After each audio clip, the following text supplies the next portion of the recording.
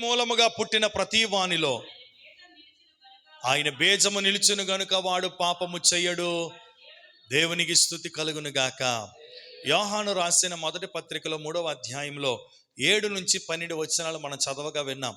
ప్రభునందు ప్రియులారా, దీనిని బట్టి వాక్య సారాంశాన్ని మనం ఆలోచన చేసుకుంటే, మనము దేవుని సంబంధులుగా ఉన్నామా, దుష్టుని సంబంధులుగా ఉన్నామా అనేటువంటి విషయాన్ని మనకు మనముగానే ఆలోచన చేసుకోవటానికి ఈ వాక్యం ఎంతైనా మనకు ఉపయోగపడుతుంది. కనుక నీవు ఎవరు సంబంధివి, ఎవరు సంబంధిగా ఉన్నావు, నీలో ఉండేటువంటి నీ గుణ లక్షణాలు చూచేటప్పుడు, నీలో ఉండేటువంటి నీ యొక్క ప్రవర్తనను చూసేటప్పుడు, నీవు నడుచుకొని వెళ్తున్నటువంటి నీ మార్గమును ఆలోచన చేసేటప్పుడు మనం ఎవరు సంబంధులమో మనం గ్రహించగలుగుతాం, తెలుసుకోగలుగుతాం. దీనిని బట్టి నీవు ఎవరి సంబంధిగా ఉన్నావు అనేటువంటి విషయాన్ని మనం తెలుసుకోగలుగుతామని దేవుని యొక్క వాక్యం సెలవిస్తూ ఉంది. దాని గురించి వాక్యం చెప్పింది కదా, దేవుని వాక్యము నీలో నిలిచి ఉన్నది. పాపము చెయ్యని వాడు ఎలా ఉంటాడంటే దేవుని వాక్యము చేత నింపబడిన వాడు. ఎవని హృదయములోనైతే దేవుని వాక్యము చేత నింపబడతారో, ఎవని హృదయం అయితే దేవుని వాక్యము చేత నింపబడతాదో వారు ఎలా నడుచుకుంటారంటే మంచి క్రియలు చేసేవారుగాను, సద్గుణమైనటువంటి గుణములు కలిగినటువంటి వారుగాను, అంత మాత్రమే కాదు దేవుని యొక్క మార్గమును నడిచేవారుగాను, దేవుని బీజము అక్షయమగు దేవుని వాక్యం అనే బీజము వారిలో ఉంటుంది కనుక ఆ వాక్యానుసారముగా వారు నడుచుకుంటారు కనుక వారు నూరంతులుగా ఫలించువారుగా ఉంటారు. దాని గురించి యేసు ప్రభు వారు ఈ లోకంలో ఉండేటప్పుడు ఒక ఉపమానాన్ని చెప్పాడు కదా. ఆయన ఇదిగో ఒక విత్తనములు విత్తువాడు బయటికి వెళ్ళాడు, విత్తనాలు విత్తుతున్నాడు. కొన్ని విత్తనాలు త్రోవ పక్కన పడ్డాయి, కొన్ని విత్తనాలు రాతి నేలన పడ్డాయి, కొన్ని విత్తనాలు ముండ్ల పొదల్లో పడ్డాయి, మరికొన్ని విత్తనాలు మంచి నేలన పడ్డాయి అని వాక్యం చెప్తుంది. రాతిని త్రోవ పక్కన పడినటువంటి విత్తనాలు కలిగినటువంటి వారి జీవితాలు ఎలాగుంటాయంటే వారు వాక్యాన్ని సంతోషంగా వింటారంట. కానీ వినిన వెంటనే అపవాదిగాడు వచ్చి ఆ వాక్యాన్ని ఏం చేస్తాడు, ఎత్తుకొని పోతాడు. అంటే వారికి ఏం లేదంటే గ్రహించే మనస్సు లేదు, వినగలిగినటువంటి చెవులు వారికి లేవు. వాక్యం చెప్తుంది కదా, వారు వినుట మట్టుకు విందురు కానీ గ్రహింపరు. కారణం ఏంటి? ఈనాడు చాలామంది దేవుని మందిరానికి వస్తారు, పాటలు పాడుతారు, ఆరాధిస్తారు, కానీ వాక్యానికి వారి చోటెవరు. బ్రతికించేది దేవుని వాక్యమే కదా, మన జీవితాలు సరిచేసేది దేవుని వాక్యమే కదా, మన బ్రతుకులను కట్టేది దేవుని వాక్యమే కదా. అటువంటి దేవుని వాక్యానికి వారు చోటివ్వక వారు ఏం చేస్తారంటే ఎంత శ్రేష్టమైనటువంటి దేవుని వాక్యము విత్తబడుతుంది వాక్యం అయితే, కానీ వారి హృదయంలోనికి ఆ వాక్యము ప్రవేశించటం లేదు కనుక, వారి హృదయంలోనికి ఆ వాక్యాన్ని వారు అంగీకరించటం లేదు కనుక ఆ వాక్యము వారి జీవితాల్లో కార్యసిద్ధి కలగ చేయటం లేదు. అందుకోసమని వారు ఏమైపోతున్నారంటే ఎండిన స్థితిలోనే ఉండిపోతూ ఉన్నారు. బాధలతో వస్తూ ఉన్నారు, శ్రమలతో వస్తూ ఉన్నారు, రోగములతో వస్తూ ఉన్నారు, అనేకమైనటువంటి ప్రతికూల పరిస్థితుల మధ్య వస్తూ ఉన్నారు. వచ్చిన వారు వచ్చినట్టుగానే వెళ్ళిపోతూ ఉన్నారు. కారణం ఏంటి? వచ్చిన వారు వచ్చినట్టుగానే వెళ్ళిపోతున్నారు. కారణం ఏంటంటే వారిలో దేవుని వాక్యము నిలవటం లేదు. విత్తబడిన వాక్యము వారి హృదయంలో నిలవనీయకుండా అపవాదిగాడు వచ్చి ఎత్తుకుని పోతా ఉన్నాడు.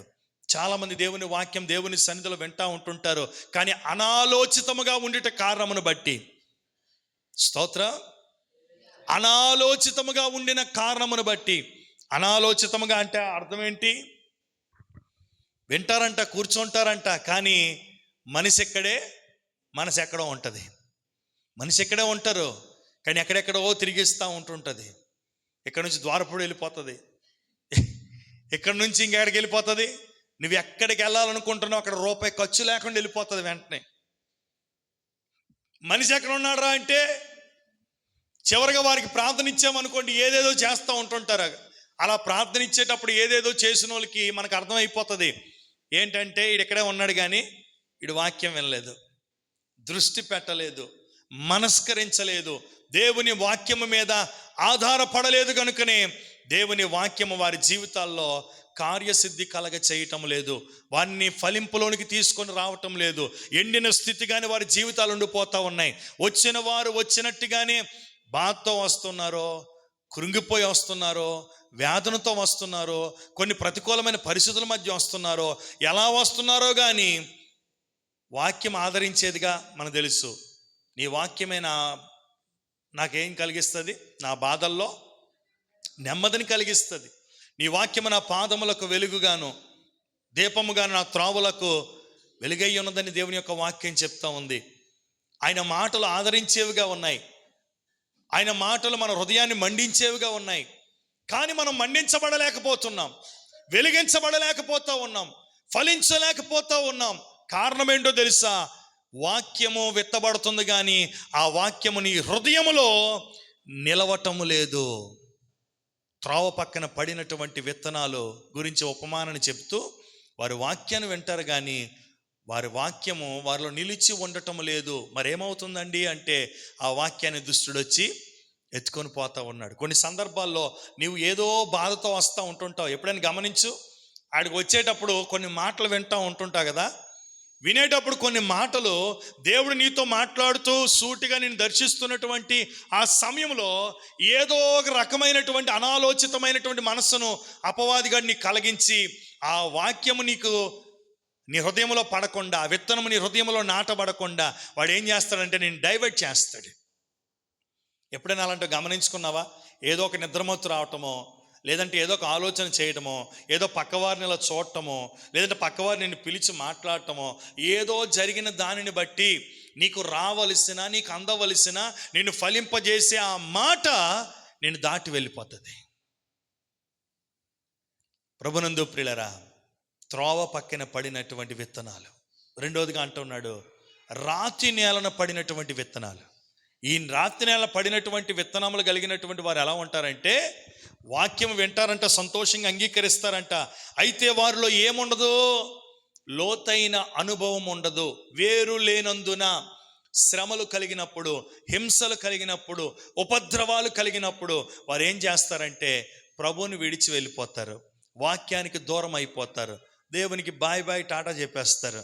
ప్రభునందు ప్రియులరా, ఎటువంటి పరిస్థితుల్లోనైనా, ఎటువంటి పరిస్థితుల్లోనైనా, ఎటువంటి ప్రతికూల పరిస్థితుల్లోనైనా దేవుని వాక్యము కొరకు శ్రమ అయినా, ఇరుకైన, ఇబ్బంది అయిన, కరువైన, కాటకమైన దేవుని వాక్యము కొరకు నిలిచేవారు కావాలి.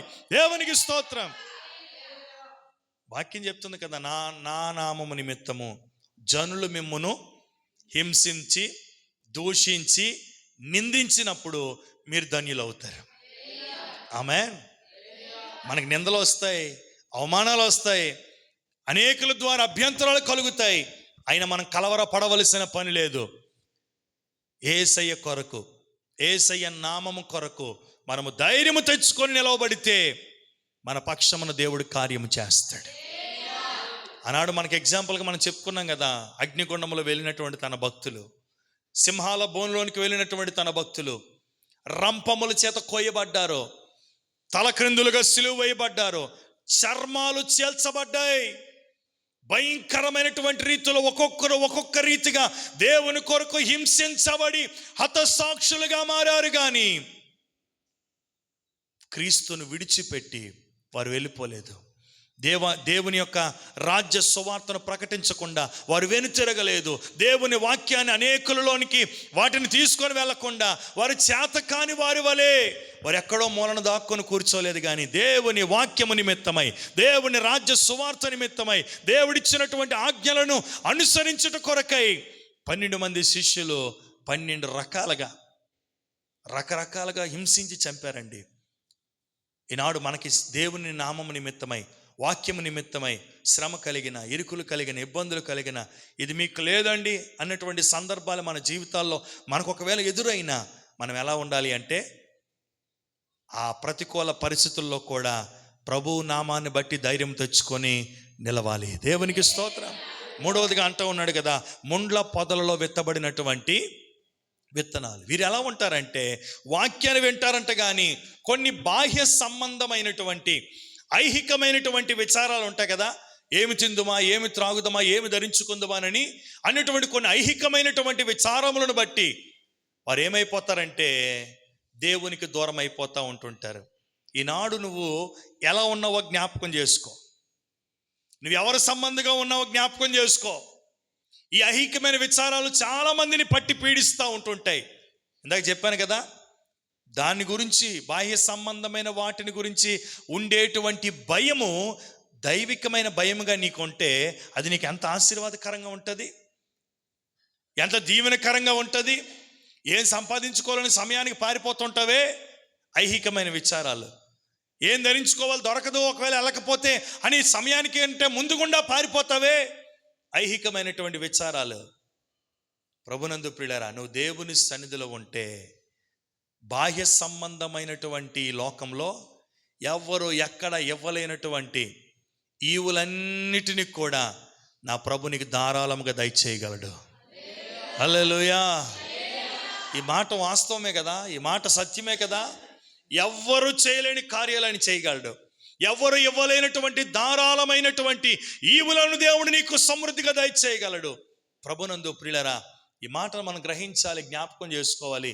ఐహికమైన విచారాలతో ఉన్నావేమో, దాని గురించి కలవరపడద్దు. ఒకవేళ దేవుడు నీకు ఇచ్చిన బిడ్డల గురించి ఐహికమైన విచారాలు కలిగి ఉన్నావా, కలవరపడొద్దు. ప్రభువుకి అప్పగించు వారిని. ప్రభువా, నీవు ఏదో ఒక పర్పస్ మీద వారిని నాకు ఇచ్చావు కదా, వారిని నీవే నడిపించాలి, నీవే బలపరచాలి, నీవే ఒక క్రమమైన మార్గంలో నడిపించాలని దేవునికి అప్పచెప్పి చూడు. దేవుడు అద్భుతమైనటువంటి రీతిలో వారిని నడిపిస్తాడు. వారిని గూర్చినటువంటి విచారాలు నీకు అవసరం లేదు. నీ వ్యాపారం గురించా, లేదంటే నీ వివాహం గురించా, లేదంటే నీ చదువుల్లో వెనకబడిపోతున్నటువంటి విధానం గురించా, అది ఏదైనా కావచ్చు. ఆ విచారములు, ఐహికమైనటువంటి విచారాలు నీకు ఉండాల్సిన పని లేదు. నువ్వు దేవుని గూర్చినటువంటి ఆలోచన కలిగి, ఆయన ఎప్పుడు నేను కలుసుకుంటాను, ఎప్పుడు ఆయన నాతో మాట్లాడతారు, ఎప్పుడు నేను ఆయన ఆరాధిస్తాను, ఎప్పుడు నేను ఆయన గణపరుస్తాను అన్నటువంటి తపనతోనే ఉండాలి తప్ప ఈ బాహ్య సంబంధమైనటువంటి ఆలోచనలతోనూ ఐహికమైనటువంటి విచారములతో నీవు ఉన్నట్లయితే వాక్యం ఏమవుతుందంట, నీలో ఫలింపు రానివ్వదు. వాక్యం అయితే హుషారుగా వింటావు, సంతోషంగా అంగీకరిస్తావు, అవును ఈరోజు దేవుడు నాతోనే మాట్లాడాడండి అంటావు. కానీ బయటకు వెళ్ళిన తర్వాత కొన్ని ఐహికమైన విచారాలు నేను చుట్టుముట్టినప్పుడు ఏమవుతాయంటే, ఆ వాక్యము నీలో ఫలించకుండా, నిన్ను ఆ వాక్యం అభివృద్ధి పరచకుండా, నిన్ను నీరు కట్టు తోట వలె ఉండకుండా నిన్నేం చేస్తుందంటే ఎండిపోయేటట్టుగా చేసేస్తుంది. అంటే ఏం చేస్తే ఐహిక విచారాలన్నీ ఇలాగా ముండ్ల పొదల్లో జామ మొక్క వేసాం అనుకోండి, ఇలా ఉన్నటువంటి ముండ్ల పొదల్లో పెరుగుతుంది, కొంచెం వరకు పెరుగుతుంది, కానీ ఆ ముండ్ల పొదను దాటి పైకి రాదు. అలాగే దేవుని వాక్యాన్ని విని సంతోషిస్తామంట, కానీ వాక్యానుసారమైనటువంటి జీవితం లేకపోవటాన్ని బట్టి ఈ బాహ్య సంబంధమైనటువంటి ఈ క్షయమైపోయేటువంటి ఈ విచారాలను బట్టి ఏమైపోతుంది, నిన్ను ఎదగనివ్వకుండా, అభివృద్ధి పొందకుండా, దీవించబడకుండా అవన్నీ కూడా నిన్ను అణిచివేస్తాయి. ప్రైజ్ గాడ్, హల్లెలూయా. కనుక ప్రభునందు ప్రియులారా, నాలుగోదిగా చెప్పాడు కదా, అది నిష్ఫలమైపోద్ది అంటున్నాడు. మూడోదిగా మనం చదువుకున్నాం, వాక్యం విందురు కానీ ఐహిక విచారములను, ధనమోసమును, మరి ఇతరమైన అపేక్షలను లోపల చుచ్చి వాక్యం అణిచివేయును గనుక అది నిష్ఫలమగును అని వాక్యం చెప్తుంది. నిష్ఫలమైపోతుందంట. వాక్యమైతే నిష్ఫలం కానటువంటిది, కానీ ఈ ఐహిక విచారాలు, ఈ లోక సంబంధమైనటువంటివి, ఈ బాహ్య సంబంధమైనటువంటివి, ఇవన్నీ కూడా నిన్ను కలిచివేయటమును బట్టి వాక్యములో నీవు ఎదగకుండా, ఫలించకుండా, అభివృద్ధి పరచబడకుండా వాక్యం ఏమైపోతుంది, అణిచివేయబడుతుంది. యెషయా గ్రంథంలో మాట ఉంటుంది, 55వ అధ్యాయంలో 10-11 వచనాలు. యెషయా గ్రంథం 55వ అధ్యాయం 10-11 వచనాలు చదువుదాం ఒకసారి. వర్షమును హిమమును ఆకాశము నుండి వచ్చి అక్కడికి ఎలాగును తిరిగి మళ్ళీ వెళ్ళిపోకుండా భూమిని తడిపి విత్తువాని యొక్క విత్తనమును, భుజించువానికి ఆహారమును కలుగుటకై అది చిగురించి వర్ధిల్లునట్లు చేయును. అలాగే యేసయ్య నోట నుండి వచ్చిన వాక్యము కూడా అలాగే ఉంటుంది. చప్పలు కొడుతూ దేవుని స్తోత్రం చెప్దాం. హల్లెలూయా.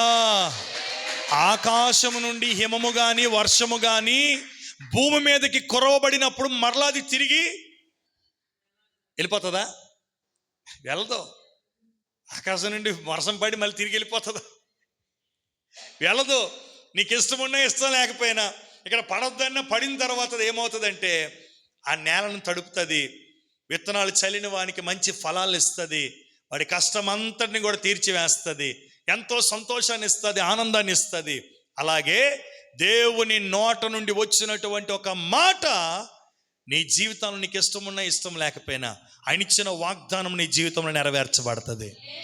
ఆయన మాట నీ హృదయంలో నిష్ఫలము కానేరదు. కనుక అక్షయమైనటువంటి నిష్ఫలము కానటువంటి ఫలించే దేవుని వాక్యము మనలో నిలిచి ఉండునుగాక. ఆయన వాక్యం మనలో నిలిచి ఉంటే అతడు పాపము చేయడు, పాపము చేయజాలడు అనే వాక్యం చెప్తా ఉంది. కీర్తనకారుడు అంటాడు కదా భక్తుడు, 119వ కీర్తనలో 11వ వాక్యాన్ని త్వరగా చదువుదాం. 119వ కీర్తన 11వ వచనం. నీ ఎదుట పాపము చేయకుండానట్లు నా హృదయములో నీ వాక్యమును ఉంచుకొని ఉన్నాను. 17వ వచనం కూడా, నీ సేవకుడినైన నేను బ్రతుకున్నట్లు నీ వాక్యమును బట్టి నేను నడుచుకుంటాను. 89వ వచనం, 119వ కీర్తనలోని 89వ వచనం కూడా, యెహోవా నీ వాక్యము ఆకాశమందు నిత్యము నిలకడగా ఉన్నది, నీ విశ్వాస్యత దేవునికి స్తుతి కలుగునుగాక. ప్రభునందు ప్రియులారా, కీర్తనకారుడు చెప్తా ఉన్నాడు కదా, నేను పాపము చేయకుండా ఉండునట్లు నా హృదయములో నీ వాక్యాన్ని ఉంచుకుంటానయ్యా. ఆమేన్. నీ వాక్యం నీ హృదయంలో, మన హృదయంలో ఎవరు ఉండాలి? ఒకసారి చూసుకోండి, చెక్ చేయండి, తెలిస్తే బాగుంటుంది కదా. శరీరంలోని బ్లడ్లోని ఏముందో తెలియాలి అంటే రక్త పరీక్ష చేయాలి కదా, రక్త పరీక్ష చేయాలి.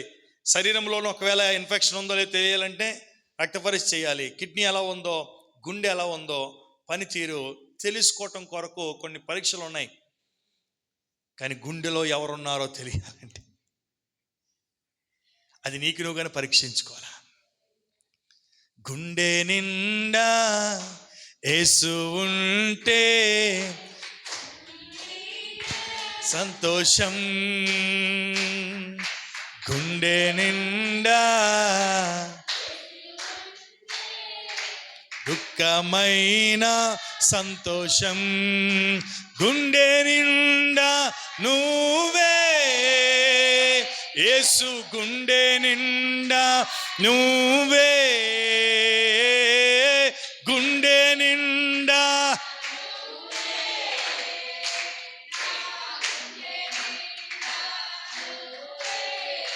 హల్లెలూయా. ఉన్నాడా నీ గుండెలో? ఉన్నాడా నీ గుండె నిండా? ఉన్నాడు ఆయన. నీ పిల్లలు కూడా ఉండకూడదు నీ గుండెలో, నీ భార్య నీ భర్త కూడా ఉండకూడదు నీ గుండెలో. నీ గుండెలో ఎవరు ఉండాలి? యేసయ్య ఉండాలి. ఆమేన్. దేవుని ఎదుట నువ్వు పాపము చేయలేనటువంటి నిరపరాధిగా, నిర్దోషిగా, నీతిమంతునిగా నువ్వు దేవుని ఎదుట ధైర్యముగా నిలిచే కృపను పొందుకోవాలి అంటే నీ గుండెలో ప్రభువే ఉండాలి.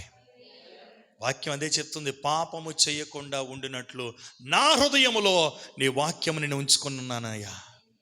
నీ హృదయములో దేవుని వాక్యం ఉంచుకుంటే నువ్వు పాపము చెయ్యవు, పాపము చెయ్యజాలవు. దేవునికి స్తుతి కలుగునుగాక. హల్లెలూయా. కనుక ప్రభునందు ప్రియులారా, మనం దేవుని యొక్క మాటలు మనం జ్ఞాపకం చేసుకుందాం. ఈరోజు జ్ఞాపకం చేసుకో, నీ హృదయంలో ఏం నిలిచి ఉండాలి అంటే అక్షయమైన దేవుని వాక్యం. అక్షయమైన దేవుని వాక్యం నీలో ఉంటే నువ్వు పాపము చెయ్యవు. అక్షయమైన దేవుని వాక్యం నీలో ఉంటే నీవు ఆయన నడిపించినటువంటి మార్గములోనే నడుచుకొని జీవ మార్గంలో, లేదంటే నిత్య జీవములోనికి నీవు ప్రవేశిస్తావు.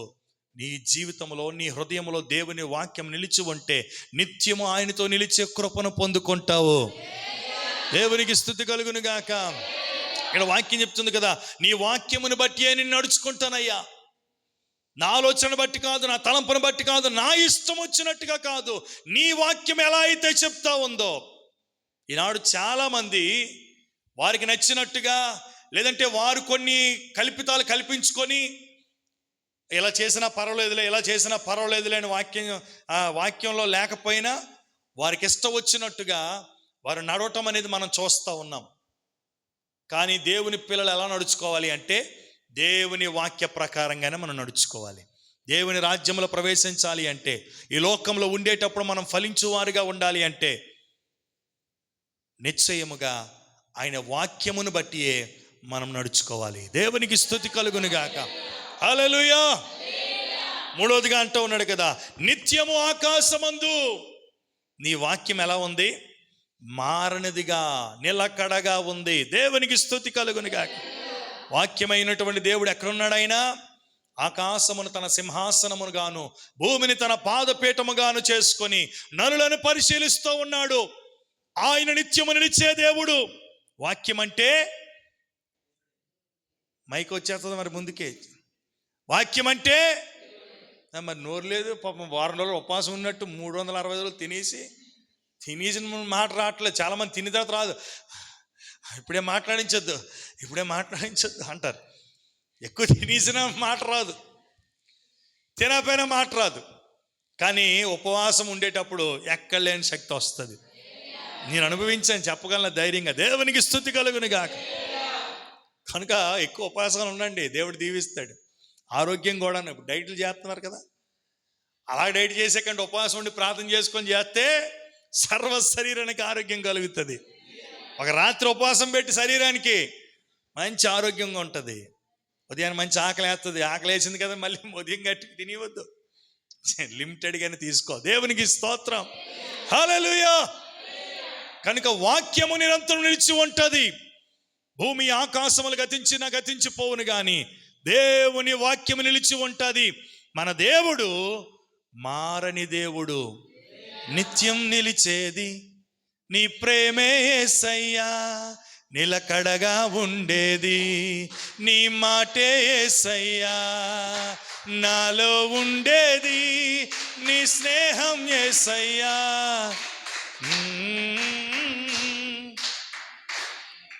మంచి దేవునికి స్తుతి కలుగునుగా. కనుక నిత్యము నిలిచి ఉంటుంది దేవుని మాటలు. అవి నిష్ఫలము కానేరవు. నిన్ను పాపం వైపు నిన్ను పరుగులెట్టనివ్వవు. నువ్వు ఎలా ఉండాలో, ఈ లోకములో పాపపూరితమైనటువంటి ఈ ప్రజల మధ్యన ఎలా బ్రతకాలో నీకు నేర్పించేది దేవుని వాక్యం. కనుక మన హృదయాలు ఏముండాలి? పాపము చేయకుండా ఉండాలంటే మన హృదయాలు ఏముండాలి? పరిశుద్ధమైన వారిగా ఉండాలంటే మన హృదయాలు ఏముండాలి? మా దేవుని వాక్యం అనే ఆ మాట చెప్తుంటేనే శక్తి వస్తుంది. ఎందుకంటే వాక్యమే. మరి నువ్వు ఎవరిని ఉచ్చరిస్తున్నావు? దేవుని మాటను ఉచ్చరిస్తుండేటప్పుడు ఎంత శక్తితో చెప్పాలా. కనుక నీవు ఎవరి సంబంధమో నీవు తెలుసుకోవాలి అంటే నీ హృదయంలో ఏ విత్తనం పడింది? పడిన విత్తనము అక్షయమైనది అని వాక్యం చెప్తుంది. నీ హృదయంలో పడిన విత్తనము ఐహిక విచారములను బట్టి అణిచివేయబడుతుందా? విత్తబడినటువంటి ఆ విత్తనము ఫలించకుండా అపవాది వచ్చి ఎత్తుకుపోతున్నాడా? ఒకవేళ లోతైన అనుభవము లేకుండా కొన్ని ప్రతికూలమైన పరిస్థితులు నీకు ఏర్పడినప్పుడు ఆ వాక్యాన్ని బట్టి నువ్వు ఒకవేళ వాక్యం ఫలింపు లేకుండా నువ్వు ఎండిపోతున్నావా? ఒకసారి పరీక్షించుకో, పరిశీలన చేసుకో. నాలుగోదిగా చెప్పాడు కదా, మంచి నేలను పడిన విత్తనము. ఈ విత్తనం గురించి ఒక్క మాట చెప్పేస్తాను, వాక్యం చదవద్దు కానీ. మార్కు సువార్తలోనే 4వ అధ్యాయం 8వ వచనం 20వ వచనంలో ఉంటుంది, వాక్యం విని దానిని అంగీకరించి 30 దంతులుగాను 60 దంతులుగాను 100 దంతులుగాను ఫలించువారు అని వాక్యం చెప్తా ఉంది. దేవునికి స్తోత్రం. నిజముగా దేవుని అక్షయ బీజం అనే వాక్యము నీలో నిలిచి ఉంటే నీవెలా ఉంటావు తెలుసా? 30 దంతులుగాను, అందరూ స్వరమే చెప్పాలి, 60 దంతులుగాను. మనం ఎలా ఫలించాలి? 100 దంతులుగా ఫలించాలి. ఈనాడు చాలా మంది దేవుని సన్నిధికి వస్తున్నారు, కానీ 30 దంతులుగానే ఫలింపులో ఉండిపోయారు. కూర్చోవాలి. Shalem and Ussher. చాలా మంది దేవుని సన్నిధికి వస్తున్నారు, వాక్యం వింటున్నారు, 60 దంతులుగానే ఆగిపోతా ఉన్నారు. 100 దంతులుగా ఫలించాలని దేవుడు కోరుకుంటున్నాడు ఈ ఉదయకాల సమయంలో. 30 దంతులుగా ఫలింపు సరిపోదు, 60 దంతులుగా ఫలింపు సరిపోదు. మనం ఎలా ఫలించాలి అంటే సంపూర్ణులుగా మనం ఫలించాలి. 100 దంతులుగా అంటే సంపూర్ణం. దేవునికి స్తుతి కలుగును గాక. అందుకని యెహెజ్కేలు గ్రంథంలో దేవుడు యెహెజ్కేలుతో మాట్లాడుతూ ఒక నదిలోని తీసుకొని వెళ్ళాడంట.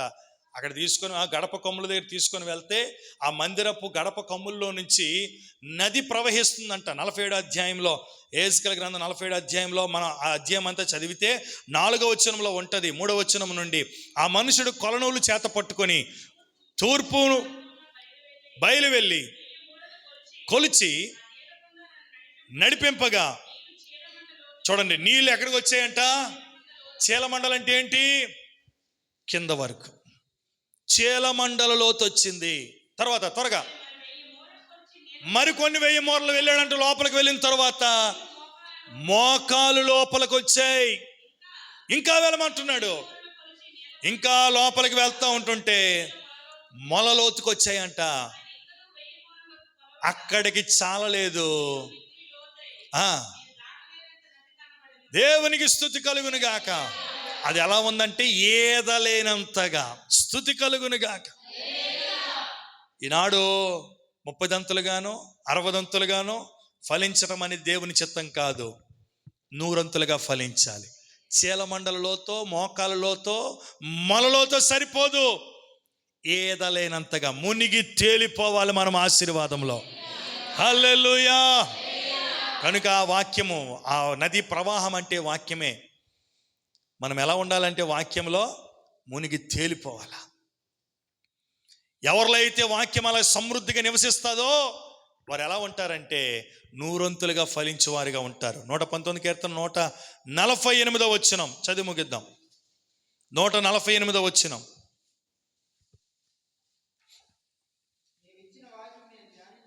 నీవిచ్చిన వాక్యమును నేను ధ్యానించుటకై నా కన్నులు రాత్రి జాములు కాకమునిపై తెరుచుకుంటున్నాయి. నా మొర ఆలకించండి యెహోవా.